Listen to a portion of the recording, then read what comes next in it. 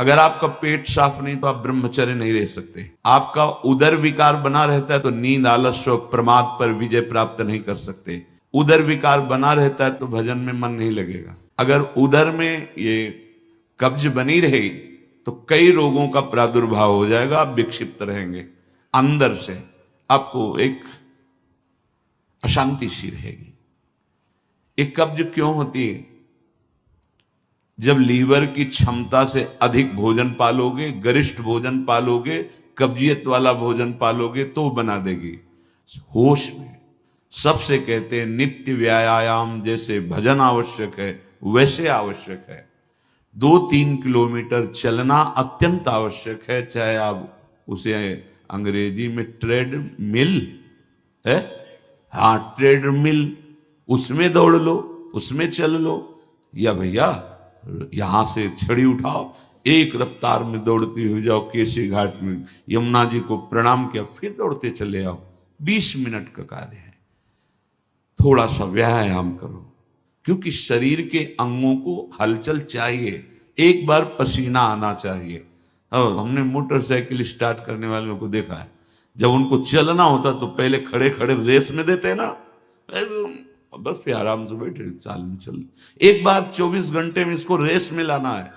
अगर निद्रा पर विजय नहीं, प्रमाद पर विजय नहीं, तो साधना क्या करोगे? तमोगुण में फंसे रहो। अब पेट में कब्ज है तो घोर तमोगुण रहेगा, घोर तमोगुण, चिड़चिड़ा स्वभाव, नींद, आलस्य, प्रमाद, पाठ में मन नहीं, भजन में मन नहीं, बैठने में परेशान, सब आप लोगों को अनुभव इसलिए नहीं होता कि आपका हृदय भी पवित्र उस कोटि का नहीं है।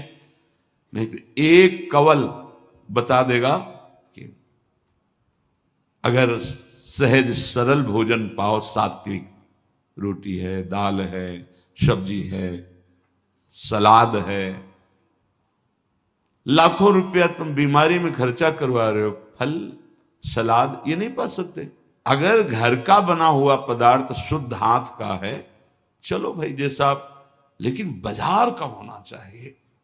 ठीक है, बाहर हम बहुत साफ स्वच्छ बैठकर बेच रहे हैं, लेकिन बनाने वाले कैसे, उनका भाव क्या है, उनकी पवित्रता क्या है? ये जो बेचारे व्यापार नौकरी आदि में बाहर मारे घूम रहे हैं, उनको किसी न किसी तरह उदर पोषण करना है। पहली बात है हरि प्रसाद कछु दुर्लभ नाही, जो इच्छा करे हो मन माही। उसे ये न समझे कि भगवान प्रसन्न होकर हमें दे रहे हैं। बच्चे हो, हट करोगे खिलौना पकड़ा देंगे, खेलते रहो, जब रोगे खिलौना फेंक के फिर गले से लगा लेंगे। काहे समय बर्बाद करते हो? पकवान, ये पूड़ी, कचौड़ी, सब्जी, परेठा, गरिष्ठ पदार्थ, और ये जितनी बाजार की चीजें, इनका सीधा कब्ज से संबंध होता है। सीधा ये कब्ज बनाएंगे। आप श्रम तो करते नहीं, घंटा 2 घंटा ऐसा श्रम, तो वो आपके अंग जो है उनमें पावर नहीं रह गया, और आप लादते चले जा रहे हैं। सब जरूर समय से खाना है। अगर आपको कब्ज हो रही तो छोड़ो, भोजन छोड़ो। अब ऐसी चीजें पाओ, पपीता है, फल है, आप कहोगे सत्संग बहुत जरूरी है ये, क्योंकि हम देख रहे हैं। कैसे भजन करोगे आप लोग? कैसे भजन करोगे जब आपका उदर साफ नहीं है? तो पहली बात, स्वादहीन भोजन आपको महापुरुषों के मार्ग में आगे बढ़ा देगा। स्वादिष्ट भोजन आगे कदम नहीं बढ़ने देगा। ये लिख लो आप कागज में। जिसका भजन में आगे उन्नति करनी है तो भोजन नीरस होना चाहिए, तो भजन सरस, और अगर भोजन सरस तो लिख लो वजन बढ़ेगा, भजन नहीं, वजन बढ़ेगा। बढ़ते चले जा रहे हैं, क्योंकि व्यायाम नहीं, किसी भी तरह की कोई ऐसी श्रम वाली क्रिया नहीं। पड़े रहना है तो बस सोने का मन करेगा, पड़े रहो। प्रार्थना है, अमूल्य जीवन है, अमूल्य कृपा हो गई है। इस रसेंद्री को संभालो। सब इंद्रियां तुम्हारे वश में हो, रसेंद्री वश में ना हो तो तुम जितेंद्री नहीं माने जाओगे। और एक इंद्री केवल रसेंद्री वश में हो, आप स्वाभाविक जितेंद्री हो जाएंगे।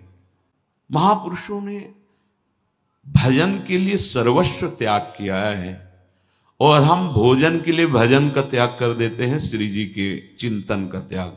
देख लो, आप देख लो। और जितना भोजन आप पाते उससे आधा लेना है आपको। इतने बड़े महापुरुष भोजन की बात कर रहे, भगवान कर युक्ताहार विहार से, तो आधा पेट भोजन गिन लो आप, अपनी रोटी और सब्जी और सब। ऐसे नहीं कि रोटी में तो गिन के चल रहा है लेकिन और अगले पदार्थ जो हैं वो नहीं। कमी नहीं है हमारे भगवान के दरबार में, और न संसार में पदार्थों की कमी है, लेकिन तुम में कमी हो जाएगी, तुम्हारा जीवन भजन विहीन हो जाएगा। मेरी प्रार्थना मान लो प्यारे, अगर जैसा आदेश हो रहा है ऐसा भोजन, तो भजन का नशा बढ़ने लगेगा। आप देखो तो अपने लोगों को तो जीवन का अनुभव यही रहा है। अगर आप ऐसे ही, तो कैसे भजन हो पाएगा? क्योंकि आपको तो अनुभव है नहीं कि इसका क्या प्रभाव पड़ रहा है। आप हंस खेल कर बात करके समय पार कर रहे हैं, इसलिए अगर आप अंतर्मुख हो तो एक कवल का प्रभाव बता देगा आपके चिंतन में कितना फर्क पड़ गया। आधा पेट ही भोजन करना है। आपके पास जितने भी बैठे हैं, अब तो व्यवस्था है जीवन। आप देखो तो बाल भोग पास हो, आप राजभोग पाओ, आप शयन भोग पाओ, थोड़ा थोड़ा ले लीजिए। भजन करना है, प्राणों का पोषण करना है, भजन करना है। तो आधो उदर अन्न सो भरे, ठीक, आधो में आधा जल और आधा छोड़ दे वायु के लिए। यहां जलवायु से तो मतलब नहीं है, पूरा यहां तक पूरा ऐसा, फिर कहेंगे एसिडिटी बन रही, कब्ज बन रही, भजन होगा। ये बहुत आवश्यक है, इसलिए हम इस विषय की चर्चा कर रहे हैं। आप लोग इस पर ध्यान दीजिए, नहीं दोगे तो आपका भजन नहीं बन पाएगा। और आगे सावधानी के लिए करें, आपको व्यायाम करना है। 10 मिनट कर लीजिए आप व्यायाम, और 2-3 किलोमीटर पैदल चलिए। उपासक का चेहरा अग्नि ज्योतिमय, ज्योतिमय। ऐसा नहीं कि वो सांवला रंग है तो खिल नहीं पा रहा, नहीं, ब्रह्मचर्य और नियम, ऐसे कमल के फूल का जैसा चेहरा हो जाता है, उसका खिल जाता है चेहरा। मुख प्रसन्न तन तेज विराजा, कीन्हे रामचंद्र कर काजा। आधा अन्न और जो आधा बचा उसमें आधे में जल, 3 लीटर जल प्रत्येक शरीर को चाहिए ही चाहिए। उससे शरीर की गर्मी तेजाब लघु शंका से निकलती है और वो कब्ज तोड़ने में सहायक होता है। प्रातः पहला जल बिना कुल्ला किए पीना चाहिए, बिना स्नान आदि किए। शौच के पहले जो हमें जाना है तो हम उसे नियम दिए, कम से कम 500 ग्राम, इसके ऊपर आप जितना ले सके जल, वो भी गुनगुना, मतलब थोड़ा अच्छा गर्म होना चाहिए कि आप आराम आराम से पी सकते हो, पर गर्म है। और वज्रासन में बैठ के, अभी देखो कब्ज नष्ट होती है कि नहीं, बहुत जिसकी कब्ज बन रही, रोज शाम के गर्म जल या गर्म दूध से बताया है कि आप 1 चम्मच छोटी हर पिसी हुई, 1 चम्मच ईशबगोल की भूसी महीनों लो, सालों लो, वो आपकी आंतों को परिपक्व करके फिर ऐसे कर देगा कि फिर आपको औषधि नहीं चाहिए। ये बहुत साधक के बचाव पक्ष की औषधि है। नहीं आप जैसे एकदम कोई ऐसा कड़ा चूर्ण लें तो आपके ब्रह्मचर्य पर घात हो जाएगा। ये सब अनुभव की बातें हैं। जल आवश्यक है आपकी स्वस्थता के लिए, और वायु आवश्यक है। आधा अन्न और आधे से आधा जल और आधा खाली जो श्वास के। यहां तो बस सावधानी रखो, ये अन्न बढ़ता चला जाएगा आपका खुराक, आपको पदार्थ और अच्छे अच्छे मिलेंगे, क्योंकि आप भगवत प्राप्ति के मार्ग में चले हो, कोई कमी नहीं रहेगी। ये मत सोचो कि ये बर्बाद हो जाएगा, नहीं, तुम अपने बर्बाद होने को बचाओ। अगर एक दिन तुमने ज्यादा ले लिया, बच गया है तो, लेकिन आप अपने उदर में मत डालो। समझो हमारी बात।